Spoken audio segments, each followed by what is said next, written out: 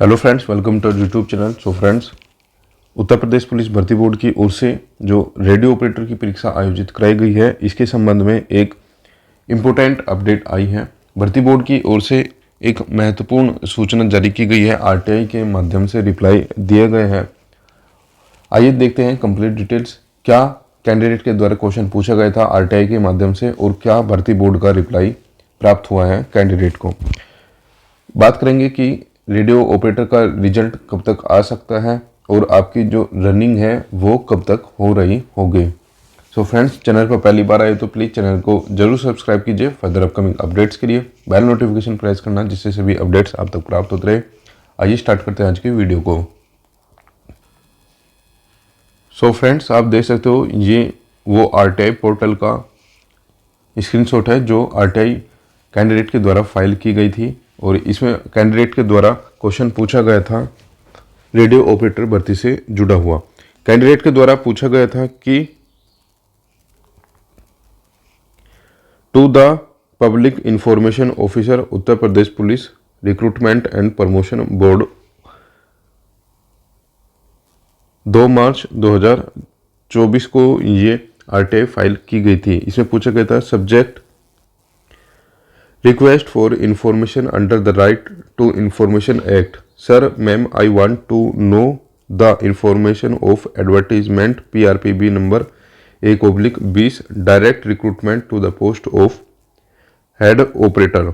ठीक है, radio operator की जो हेड रेडियो ऑपरेटर की जो पोस्ट है उसके संबंध में ये पूछा गया था।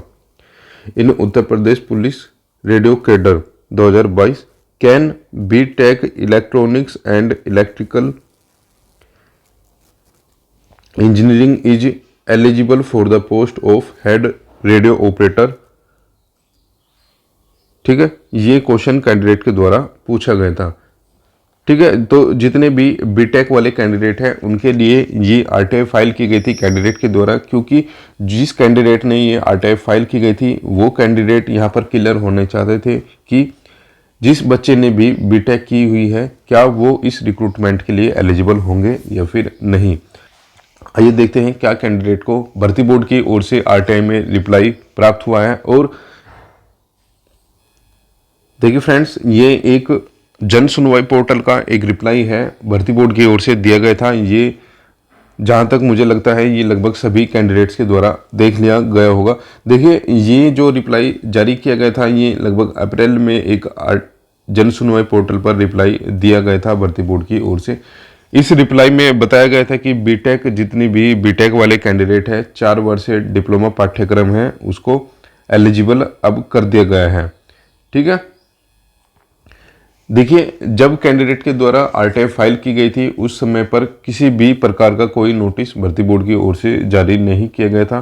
तो उसके बाद जब भर्ती बोर्ड में आरटीआई फाइल की गई तो आरटीआई के द्वारा क्या रिप्लाई प्राप्त हुआ है आइए वो भी देख लेते हैं। ठीक है, इस नोटिस के अकॉर्डिंग तो वहां पर बता दिया गया है कि आपकी जो बीटेक है ये वैलिड रहेगी। सो फ्रेंड्स, ये वो आरटीआई रिप्लाई है जो भर्ती बोर्ड की ओर से दिया गया है। आप यहाँ पर देख सकते हो, इसमें बताया गया है कृपया अपने प्रार्थना पत्र 2/3/2024 का अवलोकन करें जिसके द्वारा आपके रेडियो संवर्ग में प्रधान परिचालक यांत्रिकी के पदों पर सीधी भर्ती 2022 के संबंध में सूचना के अधिकार के अंतर्गत सूचना मांगी गई है। प्रश्नगत प्रकरण में अवगत करना है कि रेडियो पुलिस संवर्ग में प्रधान परिचालक यांत्रिकी के पदों पर सीधी भर्ती 2022 में भर्ती बोर्ड की वेबसाइट पर यथासमय प्रकाशित विज्ञप्ति यहाँ पर दी गई है। 6 जनवरी 2022 में निर्धारित अर्हता निम्नवत है। ठीक है, ये यहाँ पर जो अर्हता बता रहा है ये नोटिफिकेशन में जो अर्हता दी गई है वो अर्हता की यहाँ पर बात की जा रही है। ठीक है, इसमें बताया गया है कि भारत में विधि द्वारा स्थापित बोर्ड से electronics, telecommunication, electrical, computer science, information technology, instrumental technology, mechanical engineering में 3 वर्षीय डिप्लोमा कोर्स अथवा सरकार द्वारा उसके समकक्ष निर्धारित जो भी परीक्षा आपने उत्तीर्ण की है वो आपने पास की हो। ठीक है, जो अभी तक ये आरटीआई का रिप्लाई यहाँ पर दिया गया है इसमें केवल और केवल जो नोटिफिकेशन में आपको बातें बताई गई थी वही चीज़ें यहाँ पर बताई गई है कि 3 वर्ष पाठ्यक्रम इसमें मान्य होगा, यानी कि डिप्लोमा इसमें मान्य होगा। ठीक है, इसके बाद में आरटीआई के अंतर्गत ही बताया गया है, उल्लेखनीय है कि उत्तर प्रदेश पुलिस भर्ती व प्रोन्नति बोर्ड द्वारा लिए गए निर्णय के अनुसार उपरोक्त विषयों में 4 वर्षीय डिग्री धारक अभ्यर्थियों को भी अर्ह माना गया है। तो एक बार फिर से देखिए, ये सेकंड टाइम ऐसा मौका है जहां पर भर्ती बोर्ड ने इस चीज को स्पष्ट किया है कि बीटेक वाले कैंडिडेट भी अब वैलिड रहेंगे। ठीक है, इससे पहले आप देख सकते हो जन सुनवाई जो पोर्टल था उत्तर प्रदेश का, वहां पर भी भर्ती बोर्ड की ओर से रिप्लाई दिया गया था कि बीटेक एलिजिबल रहेगी, और आरटीआई के माध्यम से भी भर्ती बोर्ड के द्वारा सूचना दी गई है कि बीटेक को एलिजिबल रखा गया है। ठीक है, आगे वही चीजें बताई गई है कि आवेदन की अंतिम तिथि को यदि आप अपियरिंग में हो तो आप एलिजिबल नहीं रहोगे। ठीक है, आपका रिजल्ट कंप्लीट होना चाहिए। ठीक है, और आपकी जो योग्यता होगी वो अंतिम तिथि को देखी जाएगी। ठीक है, अंतिम तिथि को यहाँ पर देखी जाएगी और अंतिम निर्णय होगा, जो भी होगा इस भर्ती में बोर्ड का ही अंतिम निर्णय रहने वाला है। तो ये वो आरटीआई रिप्लाई है। तो फाइनली जितने भी बीटेक वाले कैंडिडेट है अब उनका सारा डाउट कंप्लीट हो चुका है। ठीक है, बीटेक वाले जितने भी कैंडिडेट है अब वो इस भर्ती में 100% एलिजिबल हो चुके हैं। ठीक है, काफी कैंडिडेट को डाउट हो रहा है कि अभी तक रिजल्ट नहीं आया है, रिजल्ट क्यों नहीं आया। देखिए, इलेक्शन कमीशन की ओर से किसी भी भर्ती प्रक्रिया में कोई रुकावट नहीं दी गई है। ठीक है, भर्ती बोर्ड की ओर से, इलेक्शन कमीशन की ओर से साफ कहा गया है यदि कोई रिक्रूटमेंट बोर्ड किसी एग्जाम का रिजल्ट को पब्लिश करना चाहता है तो आप कर सकते हैं। लेकिन देखिए फ्रेंड्स, हमने पुरानी वीडियोस में भी आपको बताया था कि 15 अप्रैल तक आपका जो रिजल्ट है वो एक्सपेक्टेड है। ठीक है, देखिए, लेकिन अभी कुछ एग्जामिनेशंस की डेट्स वगैरह भी चेंज हुई है और कुछ रिजल्ट्स की डेट्स चेंज भी हुई है। कुछ एजेंसीज के द्वारा रिजल्ट पब्लिश करने की डेट भी चेंजेस की गई हैं। ठीक है, यदि आप बात करो तो एक स्टेट, ठीक है, एक स्टेट में यानी कि झारखंड में, स्टेट झारखंड में भी, ठीक है, झारखंड में भी पेपर के लिए जो रिजल्ट की डेट है उसमें परिवर्तन किया गया है। यानी कि इसका मतलब ये है कि लगभग किसी भी स्टेट में और किसी भी सेंट्रल गवर्नमेंट में इस दौरान कोई रिजल्ट जारी नहीं किए जा रहे हैं। ठीक है, ये चीज़ें अभी तक निकल कर आ रही है। अब ये केवल और केवल भर्ती बोर्ड पर ही डिपेंड करता है कि वे परीक्षा का रिजल्ट इस टाइम फ्रेम में देना चाहेंगे या फिर नहीं।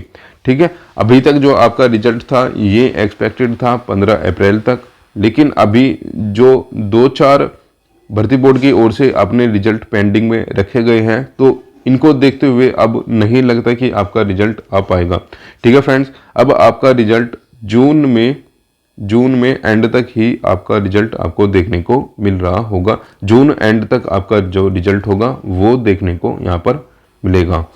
ठीक है, क्योंकि अब 15 अप्रैल के आसपास अब हो चुका है 50-50, आ भी सकता है नहीं भी। ठीक है, और जून एंड में आपका रिजल्ट आपको देखने को मिल रहा होगा। बात करते हैं कि फिजिकल के लिए कब तक नोटिस आ जाएगा, कब फिजिकल हो सकते हैं और कितने कैंडिडेट को फिजिकल के लिए बुलाया जाएगा। देखिए, अभी तक लगभग 8 से 10 हज़ार बच्चों को फिजिकल के लिए बुलाया जाएगा। ठीक है, 8 से 10 हज़ार बच्चे जो होंगे वो फिजिकल के लिए बुलाए जाएंगे। ठीक है, रेडियो ऑपरेटर भर्ती के लिए। और पीईटी, देखिए पीईटी यदि आपका जो रिजल्ट आएगा अब जून में, आप मानकर चलो कि जून में आपका रिजल्ट आ रहा है, जुलाई और अगस्त। ठीक है, जुलाई और अगस्त में आपका जो फिजिकल है वो इम्पॉसिबल है, हो भी सकता है नहीं भी हो सकता है। अब ये केवल भर्ती बोर्ड पर डिपेंड करता है कि वो फिजिकल लेना चाहते हैं या फिर नहीं। लेकिन हमें नहीं लगता कि आपका जो रिजल्ट होगा वो जो फिजिकल होगा ये जुलाई अगस्त में होगा। आपका जो फिजिकल होगा ये होगा आपका सितंबर में जाकर। ठीक है, सितंबर 2024 में रेडियो ऑपरेटर का फिजिकल आपको देखने को मिल रहा होगा। ठीक है, सो फ्रेंड्स, अभी तक यही अपडेट आपको देनी है। फर्दर जो भी सूचना होगी आपके साथ शेयर की जाएगी। ठीक है, चैनल पर पहली बार आए तो प्लीज चैनल को जरूर सब्सक्राइब कर लेना। फर्दर अपकमिंग अपडेट्स के लिए बेल नोटिफिकेशन प्रेस करना, जिससे सभी अपडेट्स आप तक प्राप्त होती रहे। मिलते हैं नेक्स्ट वीडियो में नेक्स्ट अपडेट के साथ।